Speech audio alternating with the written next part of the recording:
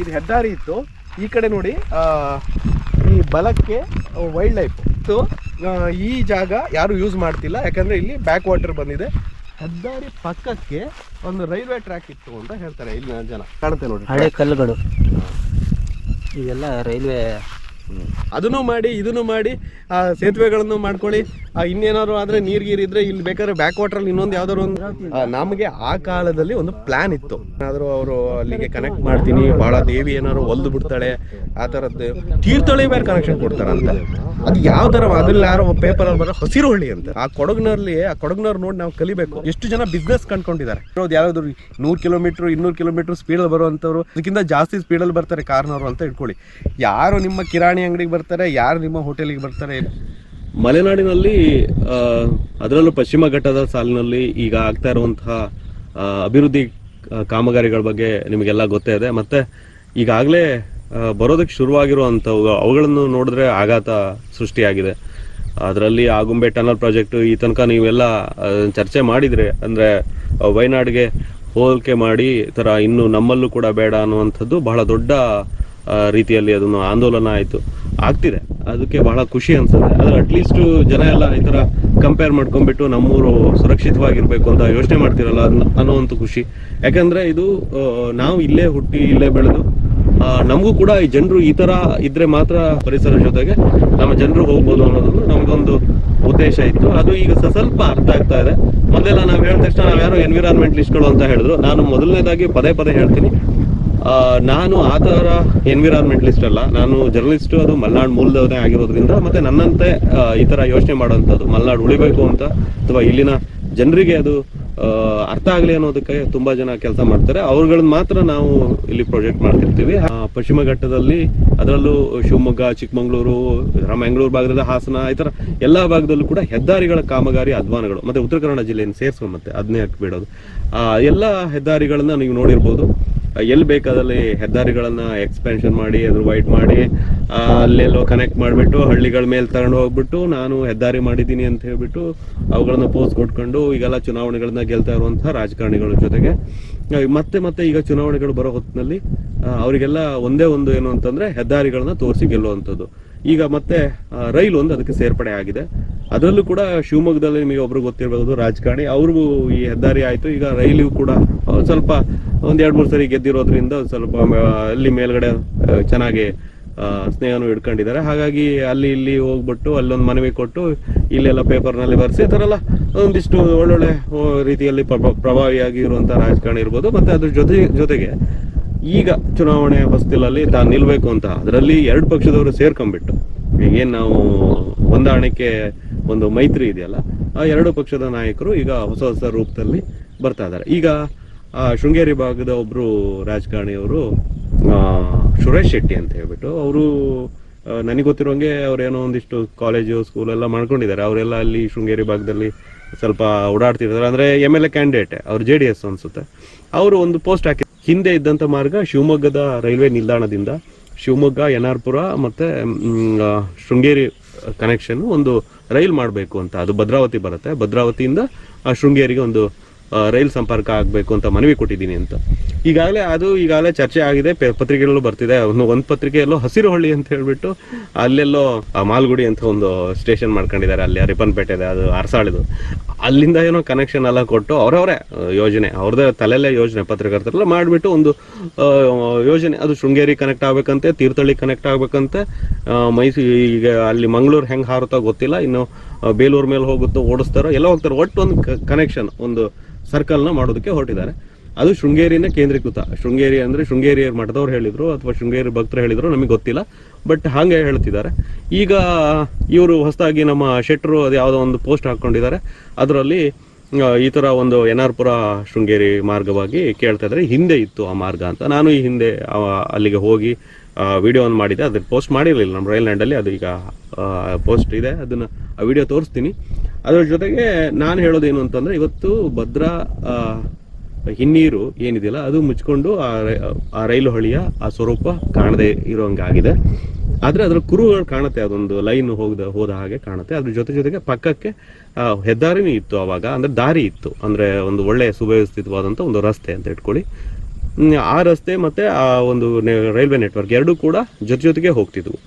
ಹೀಗೆ ಹೋಗುವಂತಹ ರಸ್ತೆಯಲ್ಲಿ ಜಾಸ್ತಿ ನಮಗೆ ಅರಣ್ಯ ಹೋಗ್ತಿರ್ಲಿಲ್ಲ, ಯಾಕಂದರೆ ಒಂದೇ ಕಡೆ ಆ ಥರದ್ದು ಒಂದು ಸಮಸ್ಯೆಗಳಿದ್ದವು. ಮತ್ತು ಕಾಡು ಜಾಸ್ತಿ ಇತ್ತು ಆವಾಗ. ಈಗ ಭದ್ರಾ ಅಭಯಾರಣ್ಯ ಆಗಿದೆ. ಈಗ ಎನ್ ಆರ್ ಪುರದಲ್ಲೇ ನನ್ನ ಸ್ನೇಹಿತರು ಅರಣ್ಯ ಅಧಿಕಾರಿ ಒಬ್ಬರು ಹೇಳ್ತಾ ಇದ್ರು, ಒಂದು 50 ಆನೆಗಳು ಓಡಾಟ ಇದೆ ಅಂತ. ಅದು ಮತ್ತೇನು ವೈಲ್ಡ್ ಲೈಫಿಗೆ ಬರೋದಿಲ್ಲ, ರೆಗ್ಯುಲರ್ ಇರೋವಂಥದ್ದು. ನೀವು ಅಲ್ಲಿ ಹೆಬ್ಬೆ ಭಾಗದಲ್ಲಿ ಅದು ಭದ್ರಾ ಈ ನೀರಲ್ಲಿ ಹೋಗಿ ಕೂತ್ಕೊಂಡ್ಬಿಟ್ರೆ ಅಷ್ಟು ಆನೆಗಳು ಕಾಣ್ತಾ ಇರ್ತವೆ. ಹಾಗಾಗಿ ಇವತ್ತು ಆನೆಗಳ ಮೂವ್ಮೆಂಟಲ್ಲಿ ಜಾಸ್ತಿನೇ ಇದೆ. ಇವತ್ತು ಭದ್ರಾದಲ್ಲಿ ಕ್ರೌಡೆಡ್ ಆಗಿ ಆಚೀಚೆ ಬರುವಂಥ ಆನೆಗಳು ಹೆಚ್ಚಾಗಿದ್ದಾವೆ. ಇವತ್ತು 50-60 ಆನೆಗಳನ್ನ ಇಟ್ಕೊಂಡ್ಬಿಟ್ಟು ನಾನು ಭದ್ರಾವತಿಯಿಂದ ಶೃಂಗೇರಿಗೆ, ಈಗ ಆಲ್ರೆಡಿ ಒಂದು ಹೆದ್ದಾರಿ ಇದೆ, ಅದನ್ನು ಹೆದ್ದಾರಿ ಎಕ್ಸ್ಪೆನ್ಷನ್ಗೆ ರೆಡಿ ಆಗಿದೆ. ಆ ಶೃಂಗೇರಿಗೆ ಎಲ್ಲ ಕಡೆಯಿಂದಲೂ ಎಲ್ಲ ಮೂಲೆಯಿಂದಲೂ ಕನೆಕ್ಷನ್ ಇದೆ, ತೀರ್ಥಹಳ್ಳಿಯಿಂದನೂ ಇದೆ, ಎಲ್ಲದೂ ಇದೆ. ಎಲ್ಲ ಓಡಾಡೋದಕ್ಕೇನು ಸಮಸ್ಯೆ ಇಲ್ಲ. ಆದರೂ ಕೂಡ ರೈಲು ಬೇಕಂತೆ. ಈ ರೈಲಲ್ಲಿ ಹೋಗುವಂಥ ಜನ ಯಾರು ಡಿಮ್ಯಾಂಡ್ ಮಾಡಿದ್ರು, ಇದರಿಂದ ಯಾರು ಅಭಿವೃದ್ಧಿ ಆಗ್ತಾ ಇದೆ, ಯಾರು ಅಭಿವೃದ್ಧಿ ಆಗುತ್ತೆ ಅನ್ನೋದು ನನಗೆ ಇವತ್ತಿಗೂ ಗೊತ್ತಾಗ್ತಿಲ್ಲ. ನಾನು ಬರೀ ಆನೆಗಳನ್ನು ಉಳಿಸೋದಕ್ಕಾಗಿ ಈ ಮಾರ್ಗ ಬೇಡ ಅಂತ ಹೇಳ್ತಾ ಇಲ್ಲ. ಕಾರಣ ಏನು ಅಂತಂದರೆ, ಆ ಜನರನ್ನು ಉಳಿಸ್ಬೇಕು. ಯಾಕಂದರೆ ಆನೆಗಳನ್ನು ನೀವು ವಿಚಲಿತ ಮಾಡಿದಾಗ ಆನೆಗಳು ಆ ಕಡೆ ವಿಘಟನೆ ಹೊಂದ್ತವೆ. ಆಗ ಮತ್ತೆ ಹೊಲಗದ್ದೆಗಳಿಗೆ ಬರುವಂಥದ್ದು, ಕ್ಯಾಪ್ಚರ್ ಮಾಡೋವಂಥದ್ದು, ಅವುಗಳನ್ನು ಅಟ್ಟೋವಂಥದ್ದು, ಎಲ್ಲಾದರೂ ಈ ಥರ ಕ್ರಾಲ್ಗಳಲ್ಲಿ ಬಿಡೋವಂಥದ್ದು, ಇವೆಲ್ಲ ಶುರುವಾಗ್ತವೆ.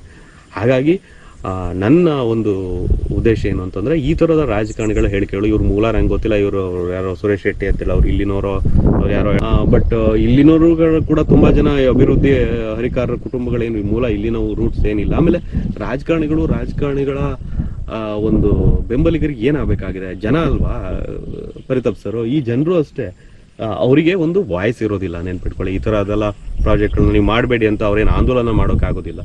ಅದಕ್ಕೆ ಮುಖಂಡತ್ವ ಬೇಕು. ಮುಖಂಡತ್ವ ಅಂತಂದರೆ ನಮ್ಮಲ್ಲಿ ಈಗ ಇರೋವಂಥದ್ದು ಎಲ್ಲದೂ ಕೂಡ ಒಬ್ಬ ರಾಜಕೀಯ ಲೀಡರ್ಗಳೇ ಮುಖಂಡರು, ಅವರೇ ಮುಖಂಡತ್ವ. ಹಾಗಾಗಿ ಯಾರು ಸಂಘಟನೆ ಮಾಡ್ತಾರೆ, ಯಾರು ಇವು ಬೇಡ ಅಂತ ದೊಡ್ಡ ವಾಯ್ಸನ್ನ ಎತ್ತುತ್ತಾರೆ.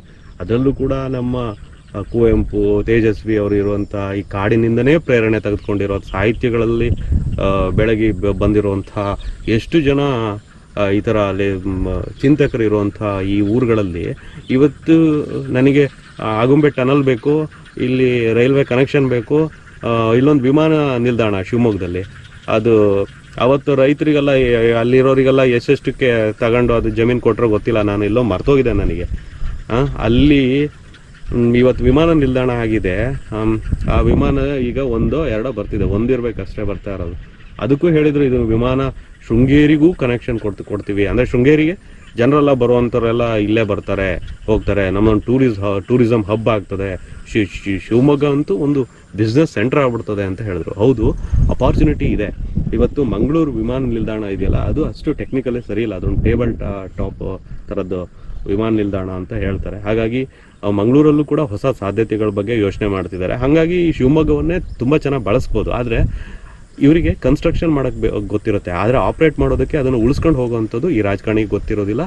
ಹಾಗಾಗಿ ನಾನು ಹೇಳ್ತಿರೋದು ಏನು ಅಂತಂದರೆ, ಈ ಥರದ ಅಭಿವೃದ್ಧಿಗಳು ಬಂದಾಗ ಸ್ವಲ್ಪ ಯೋಚನೆ ಮಾಡಿಬಿಟ್ಟು ನಾವು ಪುರಸ್ಕರಿಸ್ಬೇಕು. ಅದನ್ನು ಬಿಟ್ಟು ಎಲ್ಲ ಕಡೆನೂ ಹೆದ್ದಾರಿಗಳಿರ್ತವೆ, ಎಲ್ಲ ಕಡೆನೂ ಈಗ ವಿಮಾನನೂ ಇದೆ, ಈಗ ನನಗೆ ಇನ್ನೊಂದು ರೈಲ್ವೆ ಕನೆಕ್ಷನ್ ಬೇಕು, ಅದರಿಂದ ನಾನೇನೋ ಉದ್ಧಾರ ಆಗ್ತೀನಿ ಅಂತ ಹೇಳಿಬಿಟ್ಟು ಭಾಳ ಕಷ್ಟ.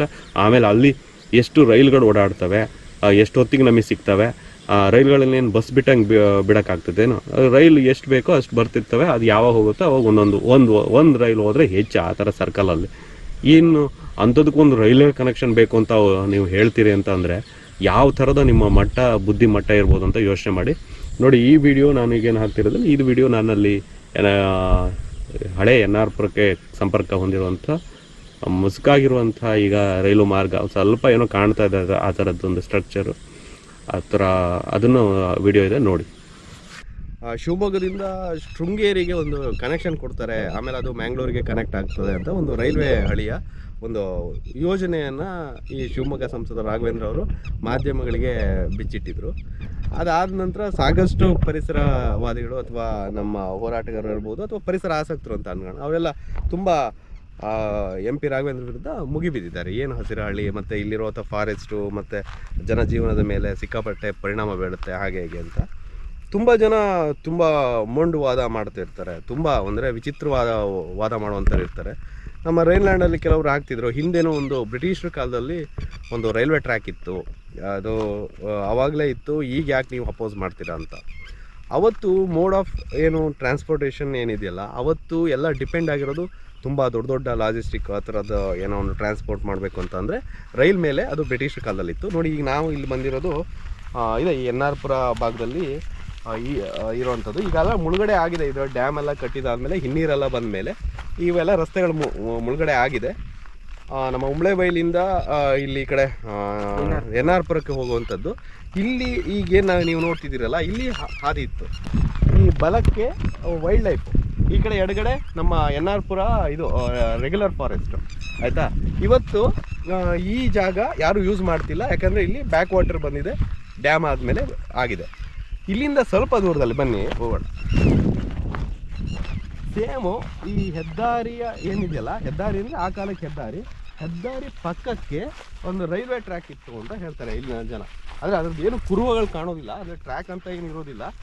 ಅವರು ಈ ಅದರ ಜೊತೆಗೆ ಒಂದು ಇದಿತ್ತು ಅಂತ. ನಿಮಗೆ ಸುಮ್ಮನೆ ಆ ಡುಬ್ಬುಗಳು ಹಾಗೆ ಕಾಣ್ಬೋದು, ಅದು ಹಾಗೆ ನೋಡಿದ್ರೆ ಆ ಪ್ಲೇಸ್ ಕಾಣ್ಬೋದು. ಅಂದರೆ ಇಲ್ಲಿ ನಮ್ಮ ಸ್ಥಳೀಯರ ಮಾಹಿತಿಯೇ ನಾವು ಬಂದಿದ್ದು, ನಮಗೂ ಇಲ್ಲಿ ಮೂಲ ಗೊತ್ತಿಲ್ಲ. ಅವರು ಇಲ್ಲಿ ಮಾತನಾಡಬೇಕಾದ್ರೆ ಅವ್ರು ಹೇಳ್ತಾ ಇದ್ರು ಇಲ್ಲಿ ನಮ್ಮ ಇವರು ಇದ್ದಾರೆ. ಸೊ ಇಲ್ಲಿ ಟ್ರ್ಯಾಕ್ ಇತ್ತು ಅಂತ ನೋಡಿ, ಇಲ್ಲಿ ಟ್ರ್ಯಾಕ್ ಇದೆ ಅಂತ. ಇದು ಒಂದೇ ಸಮತೋಲನವಾಗಿದೆ, ಇದರಲ್ಲಿ ಯಾವುದೇ ಥರದ ಬೇರೆ ಕುರುಗಳು ಕಾಣೋದಿಲ್ಲ. ಇಲ್ಲಿ ನೋಡಿ, ಇಲ್ಲಿ ಒಂಥರ ಸೌಳ್ ಥರ ಅಂತ ಹೇಳ್ತೀವಲ್ಲ ನೋಡಿ, ಇದು ರೈಲ್ವೆ ಟ್ರ್ಯಾಕ್ ಎಲ್ಲ ಇದು ಒಂಥರ ನೋಡಿ ಕ್ಲೀನ್ ಟ್ರ್ಯಾಕ್ ನೋಡಿ ಇಲ್ಲಿ ಕಾಣುತ್ತೆ ನೋಡಿ. ಹಳೆ ಕಲ್ಲುಗಳು ಇದೆಲ್ಲ ರೈಲ್ವೆ ಇದರಲ್ಲಿ ಬರೋಂಥ ರಸ್ತೆ ಮಾರ್ಗ ಕ್ಲೀನೇ ಕಾಣ್ತದೆ. ಸೊ ಇದು ರೈಲ್ವೆ ಟ್ರ್ಯಾಕ್ ಇತ್ತು, ಅಂದರೆ ಹೆದ್ದಾರಿ ಪಕ್ಕನೇ ಇತ್ತು. ಜಾಸ್ತಿ ಜಾಗಗಳನ್ನು ಮಾಡ್ತಿರಲಿಲ್ಲ, ಒಂದು ಹೆದ್ದಾರಿ ಇರ್ತಿತ್ತು, ಅದ್ರ ಪಕ್ಕಕ್ಕೆ ಹೆದ್ದಾರಿ ಅಂದರೆ ಬಹಳ ಒಂದು ಚೆನ್ನಾಗಿ ವ್ಯವಸ್ಥಿತವಾಗಿ ಇರ್ತಿತ್ತು ಅಂತ ಇಲ್ಲ. ಆವಾಗಿನ ಕಾಲದಲ್ಲಿ ಒಂದು ಹೆದ್ದಾರಿ. ಇವತ್ತು ಹಂಗೆ ಆಗಲಿಲ್ಲಲ್ಲ, ಹೆದ್ದಾರಿ ಒಂದು ಕಡೆ ಹೋಗುತ್ತೆ, ಅಲ್ಲೊಂದಿಷ್ಟು ಮರ ಲೂಟಿ ಮಾಡ್ತೀರಾ, ಇನ್ನೊಂದು ಕಡೆ ಒಂದು ರೈಲ್ವೆ ಟ್ರ್ಯಾಕ್ ಮಾಡ್ತೀರಾ. ಆಮೇಲೆ ಇಲ್ಲಿ ರೈಲಿಗೆ ಓಡಾಡೋರು ಯಾರಿದ್ದಾರೆ ಇವತ್ತು? ಇಲ್ಲೇ ಉಂಬ್ಳೆಬೈಲಲ್ಲಿ ಇಲ್ಲಿ ಶಿವಮೊಗ್ಗದಲ್ಲಿ ಒಂದು ವಿಮಾನ ನಿಲ್ದಾಣ ಆಗಿದೆ, ಅಷ್ಟಕ್ಕಷ್ಟು ವಿಮಾನಗಳು ನಿಂತೋಗಿದೆ. ಈಗ ಯಾವುದೋ ಒಂದೇನೋ ಬರ್ತಾ ಇರಬೇಕು. ಏನು ಮಾಡಿದ್ರೆ ನೀವು ಅಷ್ಟು ಒಂದು 500-600 ಕೋಟಿ ರೂಪಾಯಿ ಅದನ್ನು ದುಡ್ಡು ಜಾಸ್ತಿ ಹಣ ಮಾಡಿಬಿಟ್ಟು ಯಾರು ಹೋಗ್ತಾ ಇದ್ದಾರೆ ಅಲ್ಲಿ? ಈಗ ಹೆದ್ದಾರಿ ಈಗ 4 ಲೈನ್ ಆದರೆ ತುಮಕೂರುವರೆಗೆ ನೋಡಿ, ಇಲ್ಲಿ ನಮ್ಮ ಫ್ರೆಂಡ್ಸ್ ಕಲ್ಲು ಕೊಡ್ತಿದ್ರು ಅವತ್ತು ನೋಡಿ. ಇದು ರೈಲ್ವೆ ಇದ್ದಿದ್ದಂಥ ಕಲ್ಲುಗಳು ಅವತ್ತು. ಈ ಥರ ನಮಗೆ ನಾವೊಂದು ಫಿಕ್ಸ್ ಆಗಬೇಕು, ಯಾವ್ದು ಬೇಕು ನಮ್ಮೂರಿಗೆ, ಯಾವುದು ಕಮ್ಯುನಿಕೇಷನ್ ನಮಗೆ ಎಷ್ಟು ಚೆನ್ನಾಗ್ತದೆ, ಟ್ರಾನ್ಸ್ಪೋರ್ಟ್ ಯಾವ್ದು ಮಾಡಬೇಕು. ಇವತ್ತು ಅದನ್ನು ಮಾಡಿ ಇದನ್ನು ಮಾಡಿ ಸೇತುವೆಗಳನ್ನು ಮಾಡ್ಕೊಳ್ಳಿ, ಇನ್ನೇನಾದ್ರು ಆದರೆ ನೀರಿದ್ರೆ ಇಲ್ಲಿ ಬೇಕಾದ್ರೆ ಬ್ಯಾಕ್ ವಾಟ್ರಲ್ಲಿ ಇನ್ನೊಂದು ಯಾವ್ದಾದ್ರು ಒಂದು ಹಡಗು ಹಿಡಿದು ತಂದುಬಿಡ್ತೀನಿ ಅಂತಾರೆ. ಆ ಥರದ ಮೆಂಟಾಲಿಟಿ ಇದೆ ನಮ್ಮಲ್ಲಿ. ಹಂಗಾಗಿ ಎಲ್ಲ ಫಾರೆಸ್ಟನ್ನ ಹಾಳು ಮಾಡ್ಕೊಂಬಿಟ್ಟೆ. ತುಂಬ ಚೆನ್ನಾಗಿರುವಂಥ ಡಿಸ್ಟರ್ಬ್ ಆಗುವಂಥದ್ದು. ಅದು ಯಾರ್ಯಾರೋ ಸುಮ್ಮನೆ ವಿವೇಚನೆಗಿಲ್ದಂಗೆ ನಂದು ಅವತ್ತು ಇದಿತ್ತು ಎನ್ ಆರ್ ಪುರದ ಮೇಲೆಲ್ಲ ನೀವು ನೋಡ್ಬೋದು, ಬ್ರಿಟಿಷರ ಕಾಲದಲ್ಲಿ ಇತ್ತು. ಇವತ್ತು ಶೃಂಗೇರಿಗೆ ಯಾಕೆ ಶೃಂಗೇರಿ ಮಹಾಸ್ವಾಮಿಗಳು ಏನಾದರೂ ನಿಮಗೆ ಕೇಳಿದಾರ ನಮಗೊಂದು ಇದು ಬೇಕು ಅಂತ? ಅಲ್ಲಿ ಹೋಗ್ತೀರಾ, ಅವರು MP ರಾಘವೇಂದ್ರ ಅವರು ಇದ್ರ ಹತ್ರ ಹೋಗ್ಬಿಟ್ಟು ನಮ್ಮ ಕೊಲ್ಲೂರು ಹತ್ರ ಅಲ್ಲೊಂದು ವಿಮಾನ ನಿಲ್ದಾಣ ಮಾಡ್ತೀರಂತೆ. ಇಲ್ಲೇ ವಿಮಾನ ನಿಲ್ದಾಣ ಈಗ ಮ್ಯಾಂಗ್ಳೂರಿಗಿರೋ ಡಿಸ್ಟೆನ್ಸ್ ಏನು ಭಾಳ ಇಲ್ಲ. ಮೊನ್ನೆ ಎಲ್ಲ ಕೊಲ್ಲೂರಿಗೆ ಮ್ಯಾಂಗ್ಳೂರಿಂದನೇ ಬಂದು ಅಲ್ಲಿಂದ ಮತ್ತೊಂದು ಅಲ್ಲೊಂದು ವಿಮಾನ ನಿಲ್ದಾಣ, ಅಲ್ಲಿ ಮತ್ತೊಂದು ಹೆದ್ದಾರಿಗೆ. ಇಲ್ಲಿ ನೋಡ್ರೆ ಈ ಥರ ಸಮಸ್ಯೆಗಳು. ಮೊಂಡು ವಾದವನ್ನು ಬಿಡಬೇಕು, ಸ್ವಲ್ಪ ಪ್ರಾಕ್ಟಿಕಲ್ ಆಗಿ ಮಾತಾಡಬೇಕು. ಏನು ಅಂತಂದರೆ ನಮಗೆ ಆ ಕಾಲದಲ್ಲಿ ಒಂದು ಪ್ಲ್ಯಾನ್ ಇತ್ತು ಹೆಂಗೆ ಮಾಡಬೇಕು. ಆಮೇಲೆ ನೋಡಿ, ಹೆದ್ದಾರಿ ಪಕ್ಕಕ್ಕೆ ಮಾಡಿರುವಂಥ ರೈಲ್ವೆ ಟ್ರ್ಯಾಕ್ ಇದು. ಆಮೇಲೆ ಈಗೆಲ್ಲ ನೋಡಿ, ಈಗ ಇವ್ರು ರೈಲ್ವೆ ಟ್ರ್ಯಾಕ್ ಮಾಡಿದ್ರು ಕೂಡ ಈ ಎಲ್ಲ ನಿಯಮಗಳನ್ನು ಬಾಹಿರವಾಗೇ ಮಾಡಬೇಕು. ಇವತ್ತು ಆ ಕಲ್ಪನೆ ಬಂದಿದೆಯಲ್ಲ ನಿಮಗೆ, ಆ ಒಂದು ಯೋಚನೆಗೆ, ಆಲೋಚನೆಗೆ, ದುರಾಲೋಚನೆಗೆ ನಾವು ಸ್ವಲ್ಪ ವಿಷಾದ ವ್ಯಕ್ತಪಡಿಸ್ಬೇಕಷ್ಟೇ. ಅದಕ್ಕಾಗಿ ಕೆಲವರು ವಿತಂಡವಾದಿಗಳು ಅವರೆಲ್ಲ ನಮ್ಮಲ್ಲಿ ಕಮೆಂಟ್ ಆಗ್ತಿರ್ತಾರೆ. ಏನು ನಾವು ಅಷ್ಟು ಕೇರ್ ಮಾಡಲ್ಲ. ಬಟ್ ಇದು ಮಾತ್ರ ಆ ಶೃಂಗೇರಿ ಏನಾದರೂ ಅವರು ಅಲ್ಲಿಗೆ ಕನೆಕ್ಟ್ ಮಾಡ್ತೀನಿ, ಭಾಳ ದೇವಿ ಏನಾದ್ರು ಒಲ್ದು ಬಿಡ್ತಾಳೆ ಆ ಥರದ್ದು. ಆಮೇಲೆ ಏನೋ ಎಮೋಷ್ನಲಿ ಜನರನ್ನು ಕನೆಕ್ಟ್ ಮಾಡ್ತೀನಿ, ತೀರ್ಥಹಳ್ಳಿ ಬೇರೆ ಕನೆಕ್ಷನ್ ಕೊಡ್ತಾರಂತೆ. ಕೊಡಗಿನಲ್ಲಿ ಜನ ನಮಗೆ ರೈಲ್ವೆ ಬೇಡ ಅಂತಿದ್ದಾರೆ.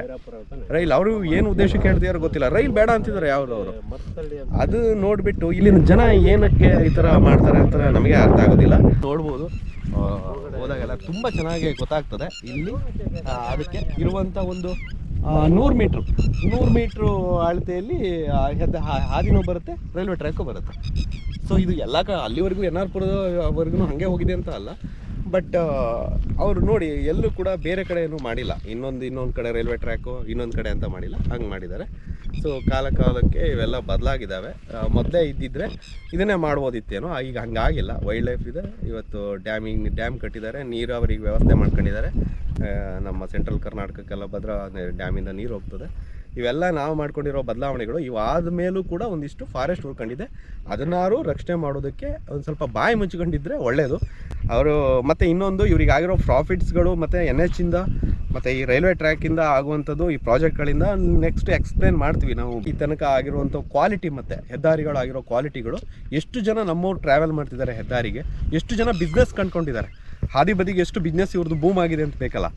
ಕಿರಾಣಿ ಅಂಗಡಿ ಹೋಗಿದ್ಯಾ, ಹೋಟೆಲ್ ಹೋಗಿದ್ಯಾ, ಯಾವ್ಯಾವುದು ಹೋಗಿಲ್ಲ. 100 ಕಿಲೋಮೀಟರ್ ಸ್ಪೀಡು ಲಿಮಿಟ್ ಇರೋದು ನಮಗೆ ಹೆದ್ದಾರಿಯಲ್ಲಿ, ಅದಕ್ಕಿಂತ ಜಾಸ್ತಿ ಸ್ಪೀಡಲ್ಲಿ ಬರ್ತಾರೆ ಕಾರ್ನವರು ಅಂತ ಇಟ್ಕೊಳ್ಳಿ.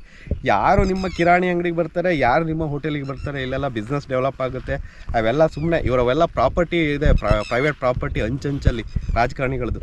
ಅದಕ್ಕಾಗಿ ಡೆವಲಪ್ ಆಗಬೇಕು ಇಲ್ಲೆಲ್ಲ. ಅದಕ್ಕೆ ಹೆದ್ದಾರಿ ಮಾಡೋದು, ಏರ್ಪೋರ್ಟ್ ಮಾಡೋದು, ಇಲ್ಲ ಈ ರೈಲ್ವೆ ಟ್ರ್ಯಾಕ್ ಮಾಡೋದು ಅಂತ ಅಷ್ಟೇ. ಇದು ಯಾರು ವಿತಂಡವಾದಗಳನ್ನು ಮಾಡಬೇಡಿ. ನಮ್ಮ ಹತ್ರ ಎಲ್ಲ ಇದು ಇದೆ, ರೆಕಾರ್ಡ್ಸ್ ಇದೆ, ಎಲ್ಲದನ್ನೂ ಗೊತ್ತಿದೆ. ನೋಡಿ, ಇದೊಂದು ಉದಾಹರಣೆ ಅಷ್ಟೇ ತೋರಿಸ್ದೆ. Thank you.